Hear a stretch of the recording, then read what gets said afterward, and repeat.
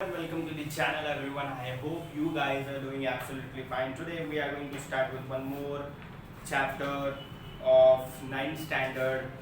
Chapter number 4 economic development. It is quite an easy chapter and जो chapter का जो topic है जो नाम है वो भी बहुत ज़्यादा इंटरेस्टिंग है. इकोनॉमिक डेवलपमेंट है मेरा फेवरेट टॉपिक है.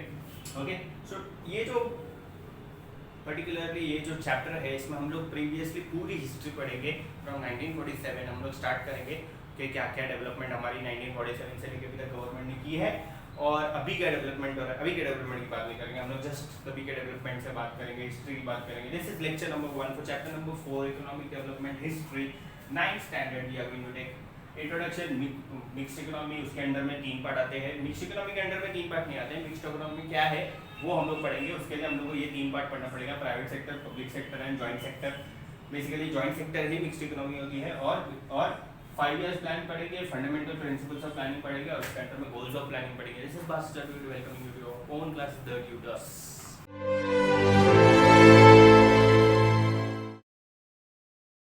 We are going to study India's economy. Introduction हम लोग ले रहे हैं अभी.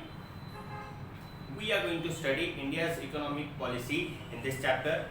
That includes the study of mixed economy, 5-year plans and their successes and failures, nationalization of banks, 20-point program, mill worker strike and especially the new economic policy of 1991. हम लोग ये सारे टॉपिक्स को कवर करेंगे जो मैंने बोला है. ठीक है. सो पहला हम लोग मिक्स्ड इकोनॉमी ले लेते हैं. Brainstorming about the kind of economy we would adopt after independence started much before India got independence. Independence के पहले से ही बहुत ज़्यादा सोच होने चालू हो गई, बहुत ज़्यादा सोच विचार, बहुत सारी डिस्कशंस होना चालू हो गए कि इंडिपेंडेंस के बाद इंडिया कौन सी इकोनॉमी को अडॉप्ट करेगा. क्या रखेंगे हम लोग इकोनॉमी को? पब्लिक सेक्टर रखेंगे, प्राइवेट सेक्टर रखेंगे कि मिक्स्ड इकोनॉमी रखेंगे. ठीक है. Our Prime Minister Pandit Jawaharlal Nehru ji adopted the middle path rather than taking recourse to any extremes. उन्होंने सोचा कि अभी पब्लिक सेक्टर पे भी नहीं जाते, प्राइवेट सेक्टर पे भी नहीं जाते, हम लोग बीच वाला रास्ता लेंगे, हम लोग मिक्स्ड इकोनॉमी अडॉप्ट करेंगे. Some countries had adopted capitalism while some had adopted socialism. Each type of economy had its own advantages.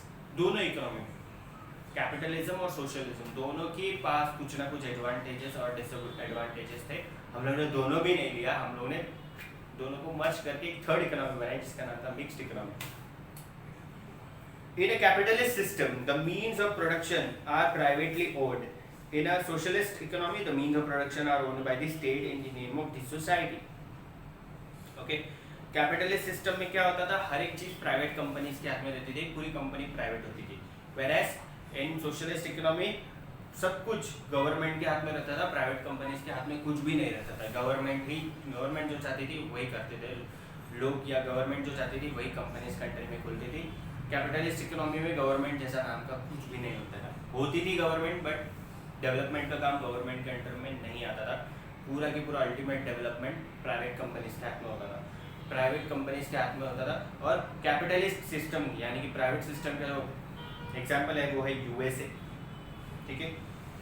Whereas mixed economy नहीं, सोशलिस्ट इकोनॉमी का जो एग्जाम्पल है वो है चाइना. ठीक है.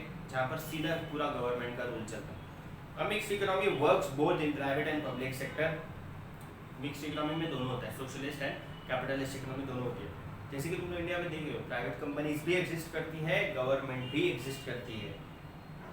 In order to achieve economic development of modern India, we gave preference to model of mixed economy. We can see 3 parts in this kind of economy. Okay, private sector 3 type के चीजें आती है इसमें. First is public sector, private sector नहीं, public sector. The industries in this sector are completely under the control and management of government. For example, production of defense equipments.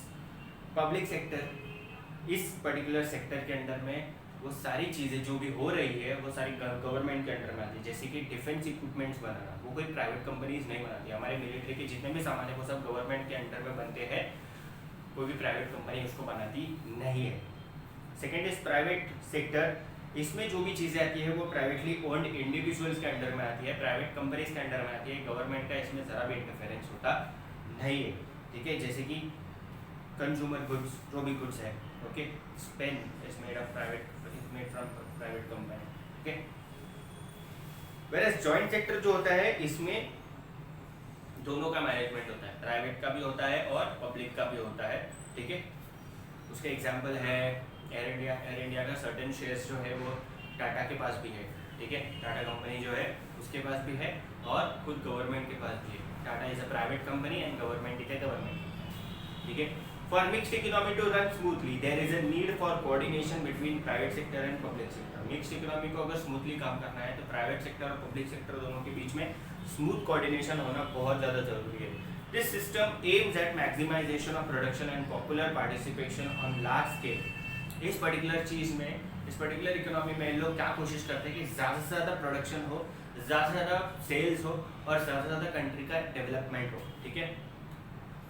An effort has been made in this system to bring together the good aspects of both the capitalist and socialist system. Capitalist system और socialist system दोनों की जितने भी positivity है, जितने भी positive चीज़ें, जितने भी एडवांटेजेस है, उन दोनों को एक साथ लाने की इस पर्टिकुलर मिक्स इकोनॉमी में कोशिश की जाती है।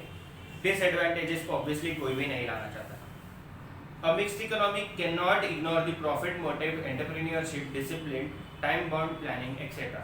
मिक्स इकोनॉमी में हम लोग कोशिश करते हैं कि हम लोग ज़्यादा से ज़्यादा प्रॉफिट कमाएं, एंटरप्रेन्योर्स को डेवलप करें, ज़्यादा से ज़्यादा लोग एंटरप्रेन्योर बने, डिसिप्लिन मेंटेन रहे उनमें और कम से कम टाइम में ज़्यादा से ज़्यादा प्रॉफिट कर सके, ऐसे कंपनीज को हम लोग खोलते हैं।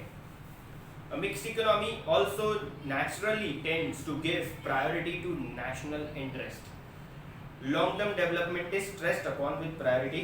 The industries like defense, scientific research, education, roads, railways, waterways, seaports and airports development requires huge capital investment, but the returns of these areas are delayed.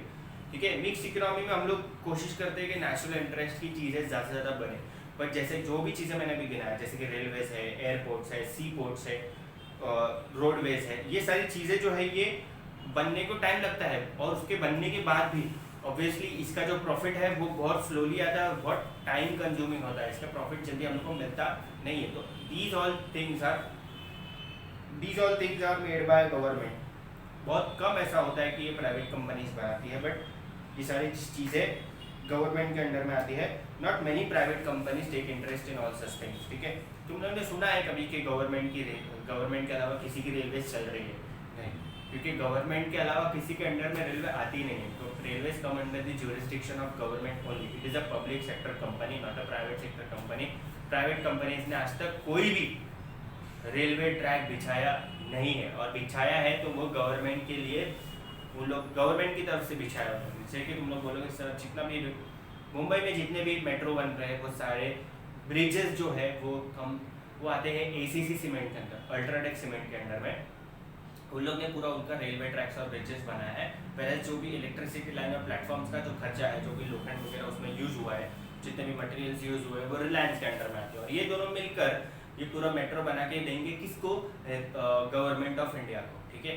इस गवर्नमेंट ऑफ इंडिया ने इन लोगों को प्रपोजल दिया है। Thus India adopted the mixed economy model and 5-year plans and started off on its part of development. The industrial policy of 1973 increased the speed of development. Priority was given in this policy to control the influence of heavy industries, industrial families and foreign industries and remove the imbalance in regional development. The government focused on the development of small-scale industries and cottages industries. Government also started paying more attention to the cooperative sector. Government ने cooperative sector का development करने का सोचा।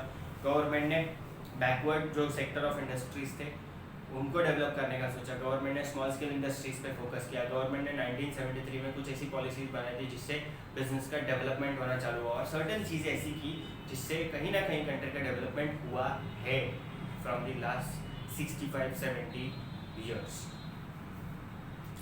Coming to 5-year plans. The colonial power had exploited India economically. Colonial power मतलब जो Britishers का जो rule था वो इंडिया को पूरा एक्सप्लॉइट कर चुका था। कंट्री जो थी वो बहुत ज़्यादा पॉवर्टी, बहुत ज़्यादा अनएम्प्लॉयमेंट, बहुत ज़्यादा population growth, low standard of living से जूझ रही थी। And just to overcome such particular things, India started to develop itself. Planning was essential to solve these problems. Okay. India established the Planning Commission in 1950 with Prime Minister Pandit Jawaharlal Nehru as its chairman. 1950 में फिर planning commission बना. India 1950 planning commission was formed under the chairmanship of the first Prime Minister of India, Pandit Jawaharlal Nehru. It formulated India's 5-year plans that included rural and agricultural development, balanced industrialization, provisions for a minimum standard of living and economic development consistent with the democratic ideals. Development होना चाहिए, लोग आगे बढ़ने चाहिए, लोगों का progress होना चाहिए, पर डेमोक्रेटिक आइडियल्स को भी फॉलो करना ज़रूरी है, कॉन्स्टिट्यूशन को भी फॉलो करना ज़रूरी है, कॉन्स्टिट्यूशन के जो लॉज है उसको ब्रेक करने का नहीं, क्योंकि कहीं ना कहीं इक्वालिटी तभी जाके मेंटेन होगी if we are trying to maintain the jurisdiction which has been given in the constitution of India, the democracy of our country. It focused on people's participation in individual development and in the formulation and implementation of the 5-year plan. 5-year plan में जो भी लोगों का participation था उस पर भी government ने ध्यान दी, और लोग क्या चाहते थे गवर्नमेंट ने उस पर ध्यान दी. लोग they wanted to give the benefit to the people by seeing what people actually wanted. ठीक है, डेवलपमेंट तो चाहिए ही था, बट किस तरह से चाहिए था लोगों से भी लोग पूछ रहे थे. ठीक है. Fundamental principle of planning. A general principle of planning is proportionate distribution of the resources of a country and the appropriate use of the human resources to fulfill the needs of the people. ठीक है. Fundamental principles of planning में लोगों ने क्या बोला है कि एक गोल, एक पर्टिकुलर 5-year प्लान ऐसा होना चाहिए जिसमें हर एक एस्पेक्ट, लोगों का हर एक एस्पेक्ट ये प्लान छू कर जाए. Lower to lower section of the society से लेकर highest section of the society, poor से पुअर से लेकर अमीर से अमीर इंसान, सबको फायदा होना चाहिए. ऐसा प्लान गवर्नमेंट को बनाना चाहिए हर 5 साल में. तो गोल्स ऑफ प्लानिंग में हम लोग सर्टन 10 पॉइंट ये है, ठीक है, वो पढ़ेंगे. उसमें से 7-8 पॉइंट लेंगे, पूरा लेंगे. चलो. The general goals of economic planning in India are as follows. First is to increase the national income. Country का नेशनल इनकम बढ़ना चाहिए, कंट्री में इंडस्ट्रियलाइजेशन होना चाहिए, इंडस्ट्रीज बढ़नी चाहिए, एग्रीकल्चरल प्रोडक्शन बढ़ना चाहिए, और लोग जो है वो सेल्फ सफिशिएंट होने चाहिए, उनको खाने की कमी होनी नहीं चाहिए, भूखमारी नहीं होनी चाहिए. People should not die from hunger in India. Use the human resources in the country optimally by making increasing employment opportunities available. ज़्यादा से ज़्यादा employment opportunities, we should create more and more employment opportunities so as to increase the standard of living of the people. Remove the inequality in earnings and wealth. Inequality हमको हटानी है, poverty, in short poverty को ख़त्म करना है. Maintain stable prices of commodities, commodities के prices को stable करना है. It is almost stable. ठीक है, ज़्यादा भी फ्लक्चुएशन होता नहीं, कभी कभी फ्लक्चुएशन बहुत ज़्यादा हो जाता है. लाइक ऑनियन का प्राइस कभी कभी 150 तक चला जाता है. That should not happen. Develop social services, make the economy self sufficient. हमारी कंट्री की इकोनॉमी को सेल्फ सफिशिएंट बनाना है. We should not depend on other countries for our development. So this was a small lecture. I don't think it was so small lecture. 15 minute का तो हुआ रहेगा. Okay, so before signing off, I would like to say that you should not forget to don't forget to like, share and subscribe this video. Also अगर तुमको कुछ doubt है तो तुम लोग पूछ सकते हो कमेंट सेक्शन में. If you are new to this channel, please subscribe. And अगर तुम लोग मेरे से जुड़े हुए हो WhatsApp पे तो you can ask me doubt over there. So winding up my lecture, this was Vasit sir to you. Thank you so much.